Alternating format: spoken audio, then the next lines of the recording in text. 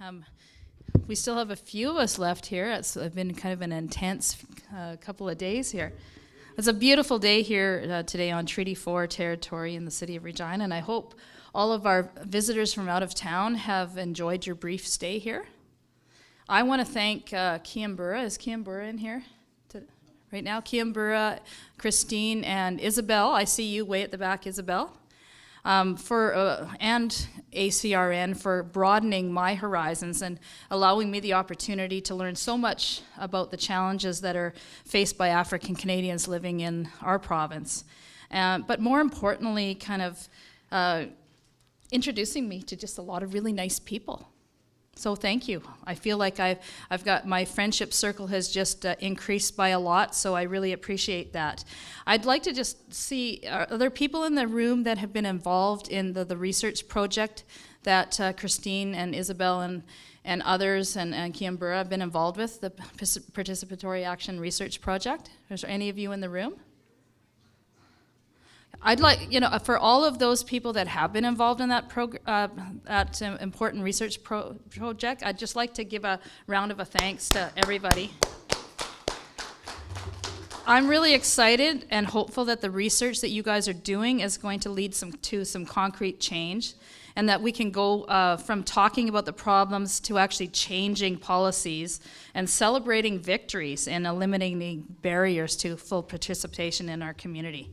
Now, Christine asked me to speak about the power of participatory action research and social change, but before I go into just delve a tiny bit into the theory behind what it is and what it isn't, I just want to tell you a little bit about kind of my background and how I came to be here at the university and believe so strongly in participatory action research.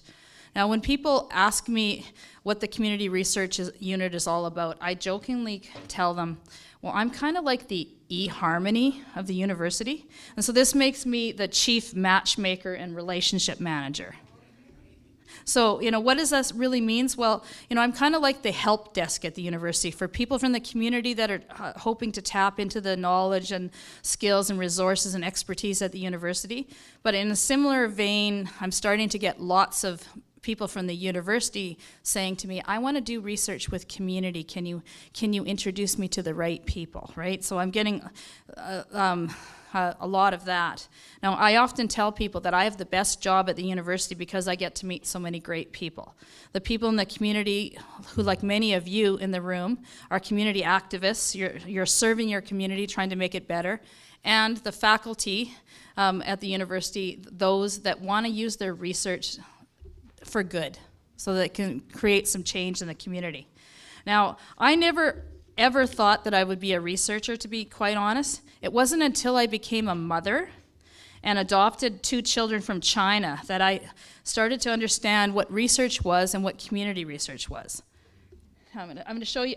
I'm just showing you my family picture to show you that two of my daughters are adopted from China. Okay, now, I wanted desperately to be a mother, and I was blessed to be able to adopt 2 wonderful daughters, and I say this even though they're in the height of teenage hormones, and causing me no end of stress from time to time.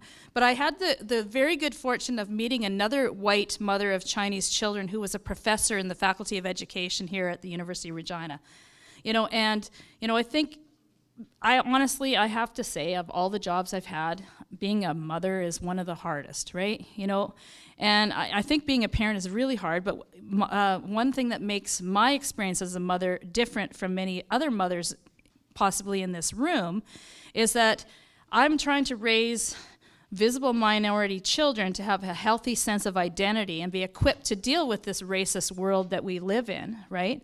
And when you adopt a child, many of you guys are social workers in this room, you do a home study.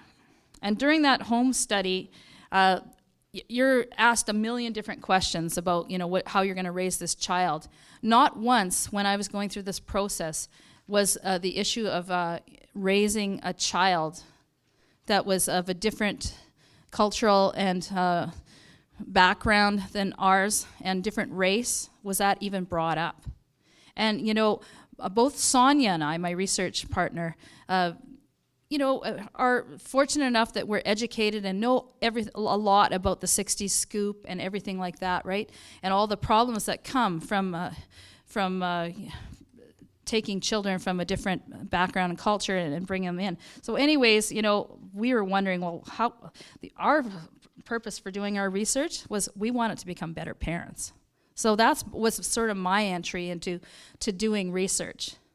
And it was because of that. So I didn't really consider myself a researcher. I was the community kind of, bring the partner as part of this, right? And, she was the one ultimately that convinced me to, for my midlife crisis to do a PhD. So that's how I came. But before that, another way I was introduced to research was through my father, who was very active in the National Farmers Union. And I was really excited just to find out that, yes, indeed, it was Carol's Uncle Homer that was very involved in the Farmers Union as well. So I grew up not too far from where her family resided on their family farm. Anyways, I spent a lot of time with my father going to meetings with political leaders and academics and holding signs at protest rallies, attending youth camps, learning about how to be an activist in the community, that sort of thing. And my father's goal with all of this was to advocate for changes to rural policy and to make life better for farm families, right? Now, at a young age, I remember meeting academics from the University of Regina and the University of Saskatchewan who were doing research with the National Farmers Union. They didn't call themselves doctor. They didn't see my grade 8 educated father as a research subject. They were friends. They respected him because of his on-the-ground knowledge of the issues that they were studying. And indeed, they followed the key principle of community-based participatory action research, that the research ideas came from the community. These academics saw my father and his friends in the Farmers Union as partners. And these wise people knew that they could never really understand the challenges in agriculture the way people like my dad and his friends could. And a small number of these learned people, as my dad called them, came from farm backgrounds or actively farmed themselves, but most of them did not. What they all had in common was that they wanted to use their education and skills as researchers to kind of try to make the world a better place. So fast forward nearly 30 years later, and I find myself working for the Community Research Unit, and a job I've had just shy of 2 years. And I think I'd only been in this position a couple months, I think, when I got this call from Christine, and many people have gotten the call from Christine, right? We all know Christine can be very persuasive, right? Anyways, I was happy to kind of meet ACRN and be introduced to the work that you're trying to do. Now, my father passed away about a month before I defended my PhD in 2015, and he was very proud of my accomplishments, but I remember him saying to me, "Lynn, some of the stupidest people I know have PhDs. You know what that stands for, don't you? Piled higher and deeper." And the point he was trying to make was that I should never think I was smarter than other people in the room because of the privilege I had to have a formal education. And he had no time for academics that would fly into a community to take knowledge for their own gain. His advice to you would be to be very wary of parachute researchers who claim that they want to help you. What comes from this type of academic research is this. Right? I think this cartoon really sums up why participatory action research is so important. With participatory action research, the knowledge of the community is valued as much, or I would argue even more, as the knowledge the academic researcher is bringing. This is not an easy task for many university researchers. Most of them, including me, were groomed to believe that knowledge must be generated by academics through an objective and neutral process in order to be considered scientific. It wasn't really until I started doing my research with my professor friend and really studying research methods for my PhD dissertation, that I realized that what my gut was telling me all along about the importance of collaboration and verification with community when it comes to research into social policy issues was not only valid and credible, but in my humble opinion anyways, and if it's done right, is the only type of research that ever leads to social change. But I have to tell you, the struggle to convince some of my colleagues here at the university that participatory action research meets the rigors required of academic research is real. Some of the researchers would not like this cartoon.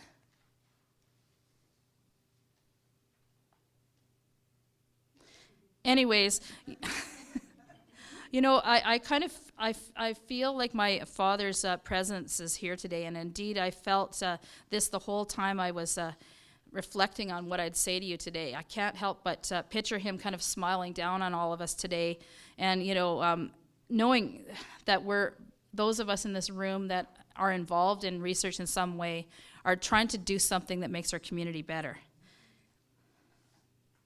Because ultimately, if the research that we do can't be used as tools for social change, you know, I know many of us don't want to be involved in it.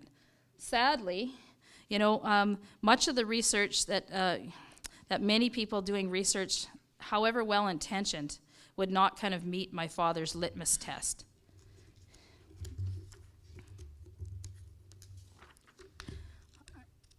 So, you know, really, oh, I'm going the wrong way here.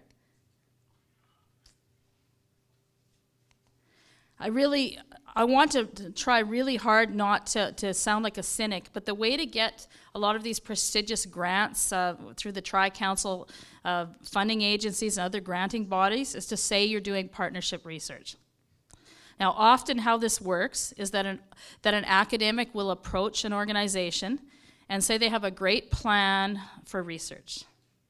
They will ask them if they want to be a partner in the research. You might get asked to write a letter of support for them, right? But sometimes even the terms community-based research or participatory action research is written into the methodology section of these applications. But if they get the grant, they might come back to you, and if you're lucky, they'll share their research findings with you, and the findings will be relevant and you can use the data for you. Or it might be like one of our speakers that we organized an event last summer, a summer institute on community-based research. And one of our speakers told a story. She said that a colleague had sent her a copy of an article in a fairly prestigious journal about her agency. Now imagine her opening up an article about the agency she leads, which describes the innovative work her team is doing. Most of it's correct, but some of it isn't. The person who shared this story works for an agency helping to create local food security in Saskatoon. Now, she emphasized many times during when she spoke to people throughout that 3-day conference, nothing about us without us, right? So, I mean, that's the key point when it comes to social policy research, such as some of the stuff that you guys are working on with ACRN. So then, okay, what does this type of research look like? Well, I mean, really, there's 1,000,001 definitions of what participatory action research and community-based research and community-engaged scholarship is. But for me, it kind of boils down to 2 fundamental principles. If it's done right, there's true collaboration or partnership, and you're conducting the research with the goal of implementing positive change.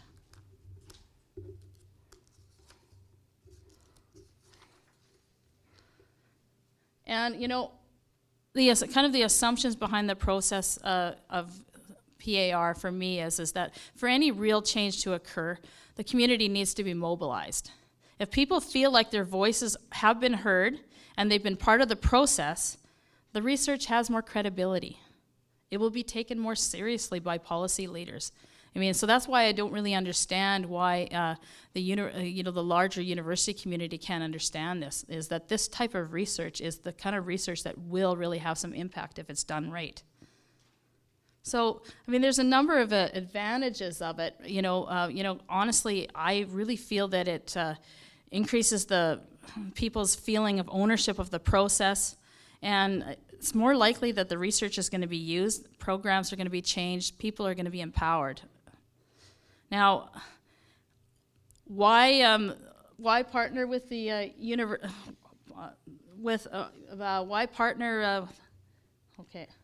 why partner with the university? I mean, it might sometimes seem like it's more hassle than it's worth to partner with the university. But if you connect with the right people, it can really help your organization out.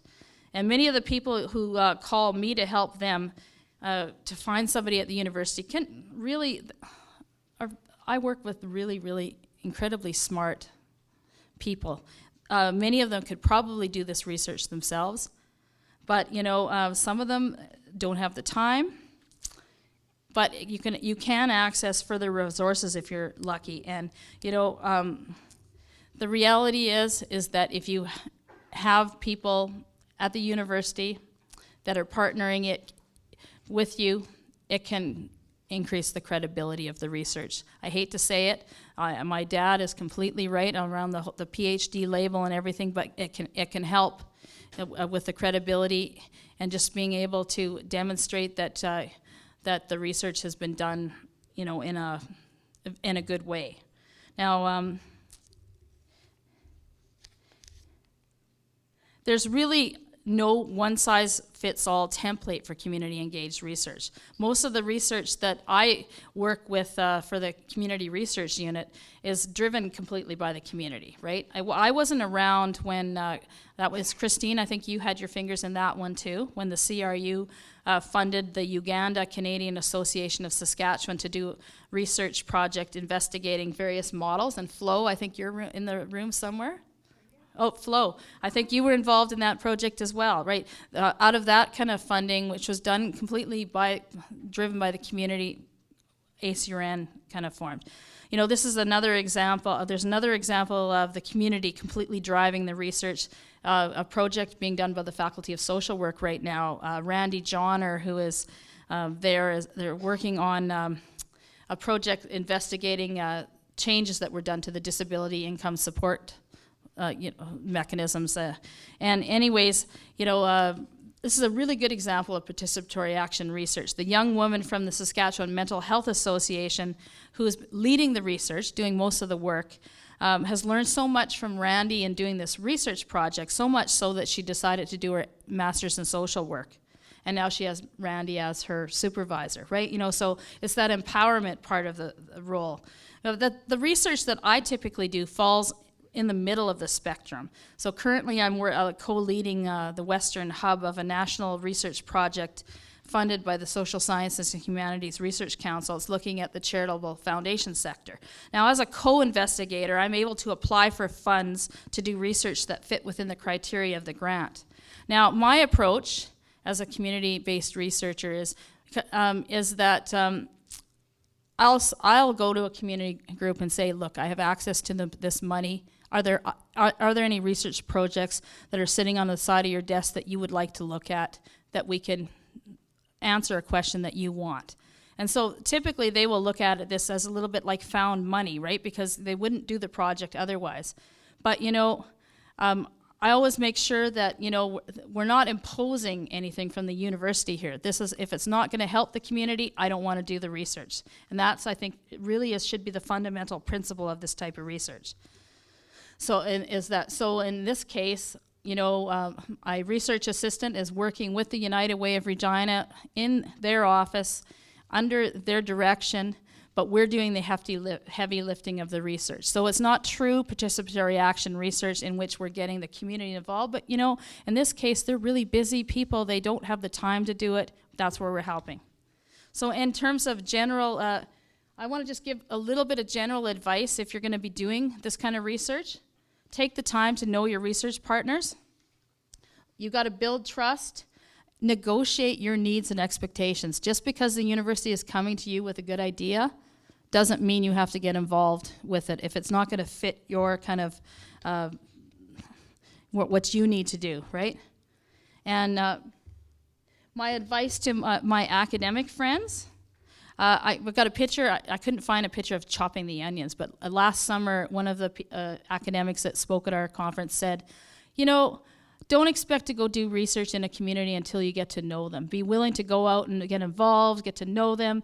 And she does kind of food security research. Go in the kitchens and chop the onions. Get to know people, right? You know, participatory action research isn't for everyone. It's challenging, it's time-consuming, and it can take a long time. But it's don't expect community organizations to do free labor for you for your research. They should get more out of it than you're bringing into it. And I mean, ultimately, ask yourselves the question: can you do the research yourself? I mean, sometimes you can, right? I mean, there will be times when, you know, if you're looking for a university partner, what's the purpose of the partnership? Make sure that you're going to get something out of it. Get to know them really well and have those honest conversations. If you're bringing funds to the table, make sure you ask the question, is there going to be an administration fee? Christine, you can talk about that, right? When we looked at having a partnership with the university and you found out kind of what the kind of administration fee that the university was going to take for money that she brought in from the federal government, right? It was crazy, right? So that's ultimately why we didn't end up working with ACRN. Weigh the pros and cons before you get involved in it. And anyways, thank you very much, and congratulations on the really great work you're doing. It's a privilege for me to get to know you people, you know, so many great people that I've had a chance to meet, so thank you very much. Hi everyone. Okay, my job was to talk about individual and community resilience. And so what I just wanted to share was my individual resilience, because I think people talked a lot about community and being at the table. And so what I'm going to talk about in my 3 minutes, I think she said, is that the resilience of being fired. I grew up on a farm where we had no running water and electricity, and so that made me very resilient from the beginning. My parents taught me that sticks and stones will break your bones and names will never hurt you, and I took that to great heart. And so my first job was in Weyburn as a psychiatric nurse, started training as a psychiatric nurse, and there I learned about dignity and respect, because I was told to help a patient with the laundry, but not to talk to her, and I thought, oh, no, I came from a farm to talk to people. So I said to her, you fold the linen very well, and she says, you black bitch, you get out of here right now before you can't. And so I looked at myself and I said, I'm not black. And by the way, black wasn't in there in 1960, even though I'm not that old. But she said, and I knew what a bitch was because I grew up on a farm, and that's a female little dog. So I knew I wasn't that. And I knew I was in a mental hospital, and so the people there were the ones with the problem, not me. And I learned never to take anything personal because it had nothing to do with me. It was my job to be a nurse there and to treat people with dignity and respect at all times. My job in North Dakota, because I feel that people who have integrity will have trouble. If you have integrity, you're going to have trouble working with people, especially if they have difficulties themselves. And I've discovered some things that weren't right, and I tried to do something about it, and in doing so, I was fired from my job. I was very grateful for that, but before I was fired, I always knew that if you got fired, you deserved it. So the blessing for me on that was that I didn't do anything. In fact, I was known as one of the best nurses in North Dakota. Well, not nurses, they wouldn't call me that because we weren't allowed. We were called mental health counselors. And I was one of the best. I'd been written about in the NAIMH. And so I knew it wasn't me and that it was someone else. So that was a good lesson. So the next time that I was about to be fired, I wasn't concerned about it, because most people that got fired because they were good people and they had integrity. But by then I'd learned how to deal with being fired, and I was able to elicit a whole community of people who helped me understand and help the other people who were trying to fire me understand that that wasn't the thing to do. The third time I got fired, it had to do with harassment. It was because by this time I was working in human resources, and we'd been trained about harassment, about sexual harassment, racial harassment, and I took it to heart. I was a trainer, and so when I would go out and train people, people would come back to me and say, Carol, that's what's happening to me. And I'd say, okay, so what are we going to do about it? And I'd take it to our human resources people, and after a while, they got tired of me coming, and they said, Carol, it is none of your business. Just leave it alone, and don't worry about it. So I left it alone. I'd tell them, go back to your union, go back to, get a lawyer, do whatever you needed to, because there's nothing I could do. However, when there were 4 positions that were advertised in social services, and one was for a person of color, one was for a person of First Nations, one was for a female, and one was open to everybody. 4 men applied and 10 women applied. And guess who got the jobs? 1 woman got a job and 3 men. 2 of them who didn't even have any seniority with the government got the jobs. Well, now this is my business, because I want to know, how did this happen? And so I made it my business. What it ended up doing was making a whole lot of people very mad. And so by the time, a year later, when it was time to cut positions, guess whose position was cut? Which was a blessing, because I was looking forward to going to private practice as a social worker. I was so excited I was going to go into private practice. And the interesting thing was, but I also found out I was eligible for early retirement, because I just have to work 6 more months and then I'd be eligible for early retirement. But what happened was another person in human resources who people didn't really like too much, she was losing her job, but she was actually in the human resources part, and she knew whose names were on the list, and she told me my name was on the list. And so I got excited. I'm going to go into private practice and whatever. And she took 3 months sick leave and left, and so I was left there kind of alone. But I was with a group of people who really liked me, and on the day that they were supposed to bring me my note, I'd quit making appointments, and the day that they were supposed to bring me my resignation letter, knowing that I was going to get early retirement and not go into private practice, and that's another story too, but my note finally came, and they didn't offer me any early retirement. There were 3 other men that got their notes eligible for early retirement. One had to keep working like I would have had to. And I thought, well, at least they'll do is send me up to La Roche or La Ronge anyway for my last 3 months. But there was nothing. I was to go away. And some people told me to get a lawyer. I got a lawyer, and I demanded something. But what they did was they discovered that they were in the wrong. And, oh, no, Carol, we meant to give you early retirement. They were just a mistake.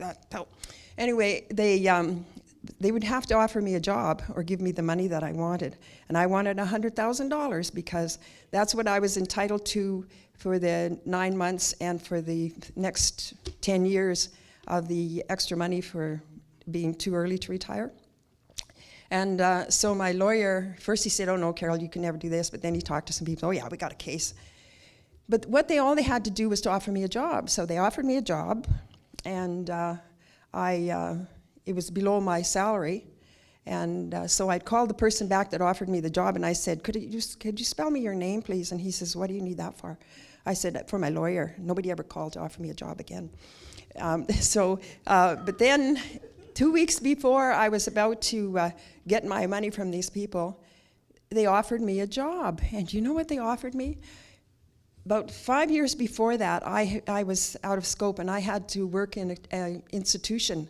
And I worked in an institution in Saskatoon with young girls. And I worked from 8 till 5, I would work at the social services office and do child protection. And from 6 till midnight, I'd put the girls to bed.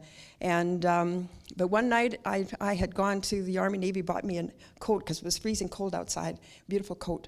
And I went into work, and the manager there was holding a girl with blood and towels and saying, Carol, can you help me? And I said, please let me put my coat away first. But there'd been a bit of a riot, and the girls on one end were acting up, and so they'd get sent down to the other end where the boys were in lockup, and then the boys would hear the girls, so they'd want to get locked up so they could be with the girls. And so everything was just chaos, and this was chaos, not the kind of chaos you were talking about, Flo. This was chaos. And it was just wild, and the 2 girls that had been locked up, were down there cutting themselves and saying, Holcomb, Carol, come help us, save us. I couldn't do that. Anyway, the long short of it is the boys were climbed up in the rafters, and were peeing down on the floor, and in the gymnasium, the RCMP and the city police and the fire engines and everybody had to come and deal with it. I went home, and they told me not to come back till Tuesday.